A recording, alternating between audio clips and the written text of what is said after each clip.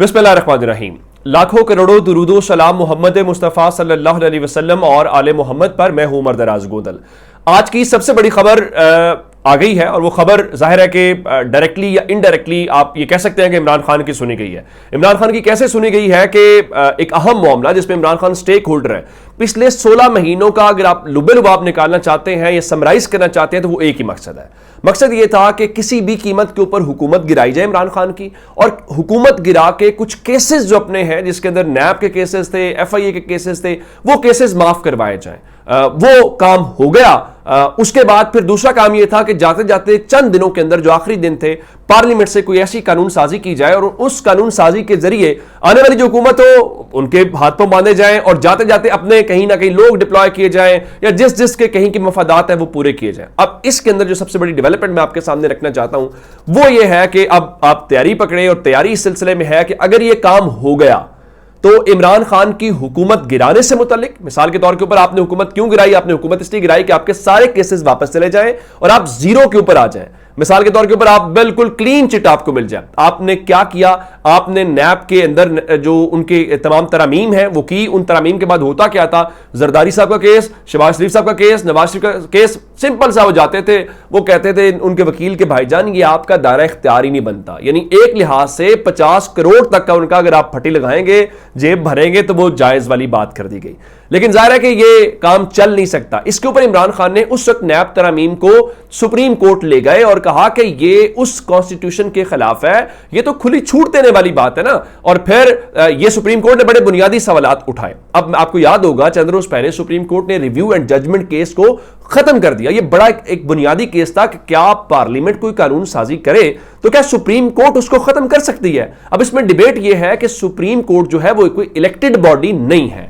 चूंकि आप जानते हैं कि लोग पार्लियामेंट के अंदर वोट लेके आते हैं, ये अलग बात है कि वोट सही होता है, जाली होता है, असली होता है, धांधली होती है कि नहीं होती, वो एक अलग डिबेट है। लेकिन सुप्रीम कोर्ट ने वहां पे दो टोक अंदाज में बताया रिव्यू एंड जजमेंट्स के अंदर कि आप वो कानून साजी नहीं कर सकते जो आइन और कानून के खिलाफ हो। और उसके बाद चीखें तो बहुत ज्यादा सुनाई दी। तो पहले नंबर के ऊपर ये काम हुआ और फिर उसके ऊपर इतराज ये लगाया गया कि देखें जनाब ये क्या बात हुई, वो चूंकि जब फैसला आपने पहले महफूज कर लिया था, जब असेंबली डिसॉल्व हो गई तो आपने ये फैसला सुनाया इसलिए है कि हम दोबारा उसको ज्वाइंट सेशन में बुला के, हालांकि वो ज्वाइंट सेशन में गया था, वो ज्वाइंट सेशन में गया था जब सदर पाकिस्तान ने उसके ऊपर इतराज किया था और वापस भेजा था कि आप चीफ जस्टिस के इख्तियारात को कैसे उसके अंदर इंटरफेरेंस कर सकते हैं, आप कैसे आजादी उसके ऊपर जो है वो जो अदलिया की आजादी है उसको कंप्रोमाइज करने वाली बात है। लेकिन जाहिर है उस बात सुनी नहीं गई।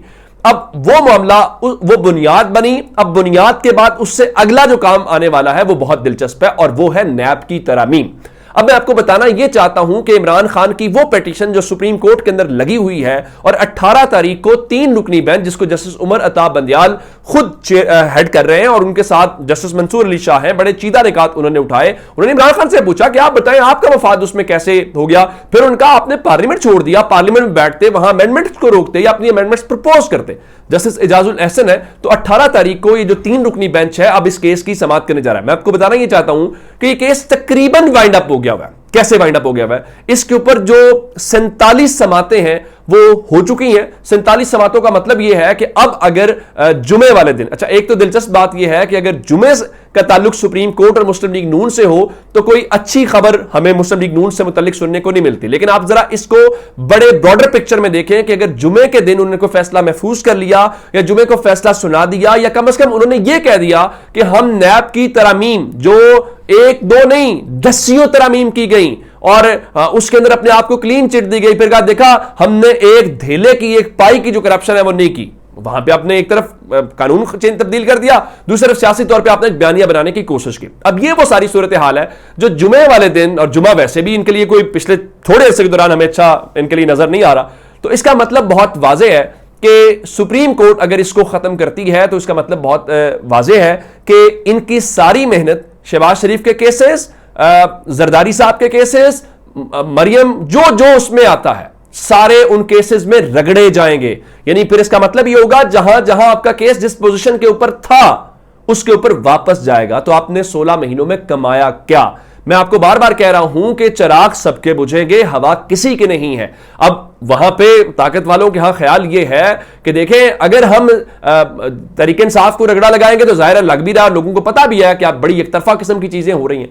अगर हम पीडीएम को भी यही काम करेंगे तो तासुर ये जाएगा, नहीं देखें हमारा मकसद तो एहतसाब है, हमारा मकसद तो कौम की बेहतरी है, हम तो अक्रॉस द बोर्ड जा रहे हैं, हम तो हर किसी के लिए कर रहे हैं। तो इसका मतलब ये होगा कि इस काम को शुरू होना है। तो इसका वो जो कहते हैं ना कि जस्टिस बंदयाल वाला मामला, चीफ जस्टिस उमर अता बंदयाल ने अगर ये काम कर दिया, अब जाहिर है कि मैं उस बेंच में तो नहीं हूं ना, मैं तो कानून की समझ बूझ के मुताबिक कह सकता हूं, अगर ये काम हो गया, नैब तरमीम उड़ गई तो खेल खत्म हो जाएगा।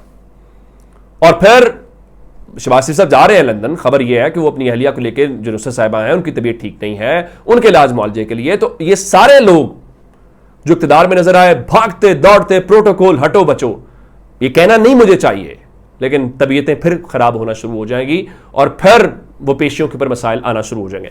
ये एक बहुत बड़ी डेवलपमेंट है, पहली बात।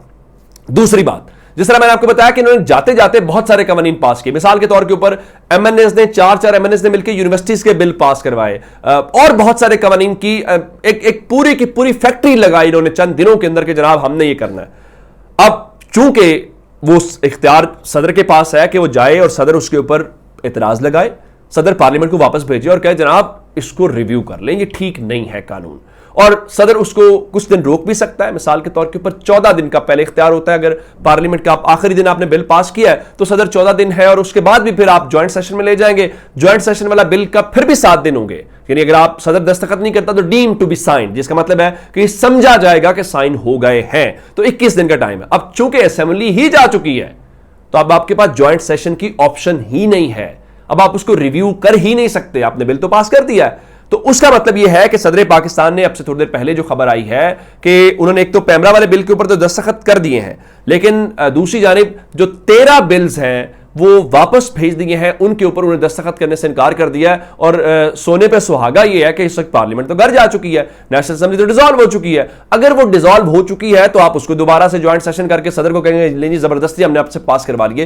तो वो चीज इस जो है वो हो नहीं सकता। लेकिन इस दौरान मैं आपको एक और डेवलपमेंट जो इंपॉर्टेंट बताना चाहता हूं, वो कल इलेक्शन कमीशन के अंदर होगी। मेरे पास जो इतलात हैं, कल 11 बजे चीफ इलेक्शन कमिश्नर की जेर सदारत एक अहम इजलास होने जा रहा है। उस अहम इजलास के अंदर इलेक्शन कमीशन के मेंबरान, secretary election commission, special secretary और मुतल्लिका हुकाम शरीक होंगे। चूंकि आज ही चीफ जस्टिस ने डीजी लॉ से पूछा कि भाई इलेक्शन कब करवा रहे हैं, तो उन्होंने कंधे उचकाए और तासुर ये दिया कि अभी चीफ जस्टिस ने कह दिया, इसका मतलब तारीख तय नहीं हुई।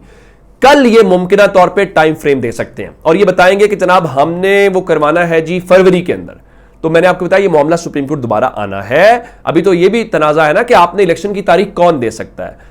कॉन्स्टिट्यूशन के तहत सदर दे सकता है, इलेक्शन एक्ट के तहत वो कहते हैं जी इलेक्शन कमीशन देगा। तो अब कल बड़ी इंपॉर्टेंट डेवलपमेंट होगी कि इलेक्शन कमीशन कल इस बाबत क्या फैसला करता है, लेकिन ये एक अहम चीज होगी और कल इस बारे में अंदाजा होगा। अच्छा, यहां बहुत सारी और बातें हैं। निगरान वजीर आजम ने आज दिन जिस तरह से भी गुजारा, काबीना का ऐलान नहीं हुआ। काबीना में बहुत सारे नाम आए, हामिद मीर का नाम है, वो तरदीद कर रहे हैं कि मेरा नाम नहीं है और फेक न्यूज़ है। सलीम साफ़ी का नाम अभी तक है, सलीम साफ़ी साहब इस बारे में कोई तरदीद नहीं कर रहे, ना उन्होंने हाँ की है ना की है, उनका नाम शामिल है या नहीं है। लेकिन अगर अनवारुल हक काकड़ का नाम आया है तो जिस तरह बाकी लोगों को कहा जाता है वो कितनी तैयारी के साथ आए हैं, अभी तक टीम डिसाइड नहीं हुई। हो सकता है जहां से खुद आए हैं टीम भी वहां से आ जाए, क्या पाकिस्तान में कुछ भी मुमकिन है। लेकिन अनवारुल हक काकड़ साहब जो हैं वो गए हैं फजल रहमान साहब से मिलने के लिए।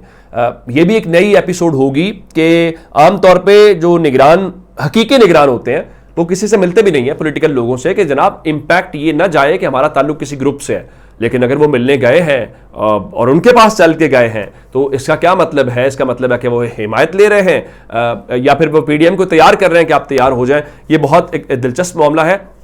इससे कुछ दिनों के अंदर जो डेवलपमेंट्स है वो खुलना शुरू हो जाएंगी कि वो किस हवाले से क्या सूरत हाल जो है वो इख्तियार करता है। लेकिन एक बात और है, आज मैंने आपको बताया था कि इजलास तो उनको करना चाहिए था आज इलेक्शन के ऊपर। इलेक्शन के अलावा उन्होंने मईशत के ऊपर इजलास किया, जो कि आपका काम नहीं है। जरा अंदाजा लगाइए स्टेटमेंट उनकी क्या फरमाते जी, मुल्की मुआशी पॉलिसियों का तसलसल कायम रखकर इक्तसादी बेहतरी लाएंगे। निगरान हुकूमत अपनी महदूद मुद्दत में तमाम तर तवानाइयां मईशत की इस्लाह पर सर्फ करेगी। भाईजान ये आपका काम नहीं है, आपको मईशत के लिए नहीं लाया गया, ना कानून ये कहता है ना आइन ये कहता है। आपका काम इलेक्शन करवाना है, तमाम तर तवानाइयां इलेक्शन करवाने के ऊपर सर्फ करें। वो जो मईशत है वो आपसे नहीं संभलेगी। वो मईशत अगर 16 महीनों में पीडीएम नहीं संभाल सकी तो आप जिनके पास हाथ पांव बंधे हुए आप कैसे कर सकते हैं? ये एक हुकूमत आने दे, जो भी कौम इलेक्ट करती है उनको ये काम करने दे जिनका ये काम है। आपसे मियां नहीं हो पाएगा। अपना बहुत सा ख्याल रखिएगा। खुदा हाफिज।